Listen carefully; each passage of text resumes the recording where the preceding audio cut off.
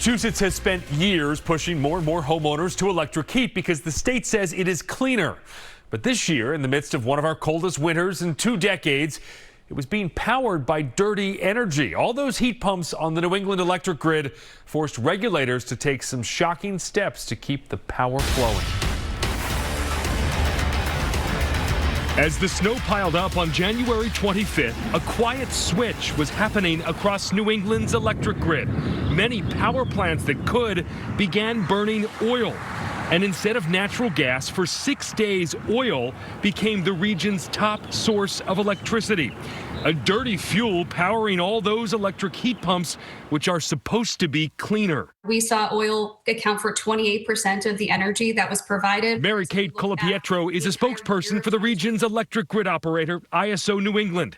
For the first time, grid officials had to ask federal regulators in Washington for emergency air pollution waivers, sending this letter due to all the oil being burned. This was a decision that was not taken lightly, and this was a really prolonged cold stretch where folks were continuing to need electricity throughout the course of a series of days. That was some of the most oil-fired generation that had ever been run here in New England over a 2-week period. And that's problematic for 2 reasons. Those would be cost and the environment, according to Justin Pelkowski, Director of Electric Supply at Eversource, New England's largest utility. He says there just isn't enough natural gas coming into the region by pipeline to fuel both home heating and electricity generation during the coldest weather. So all those power plants burning oil instead sent a lot more pollution into the air. Was the equivalent of 225,000 cars on the road driving annually. So you can think about it as taking 2 steps forward with all of the clean energy technology that we've deployed over the past decade, and then taking a step back. The surging electricity demand from thousands of new heat pumps this winter came at a time when the state's renewable energy resources were strained.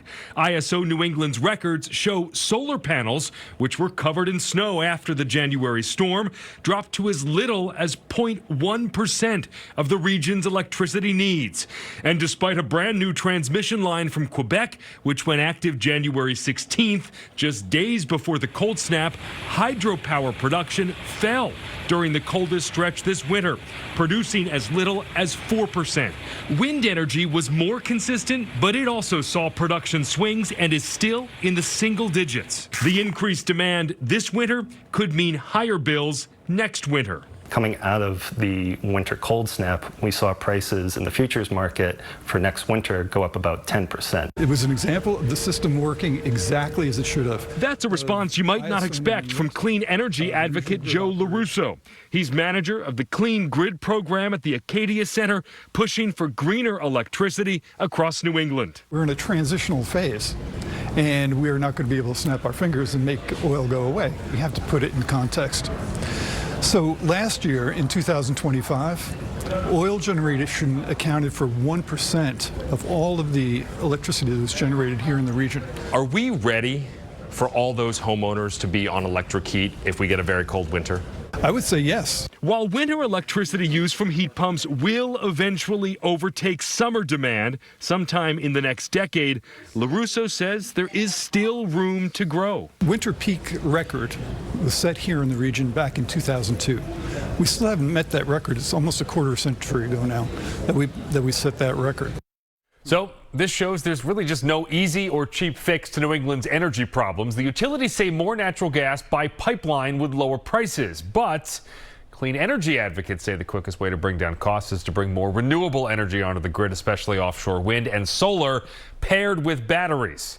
Of course, it's a topic we'll keep following. And if you've got a consumer story for me, send me an email. There's the address, ben@WCVB.com.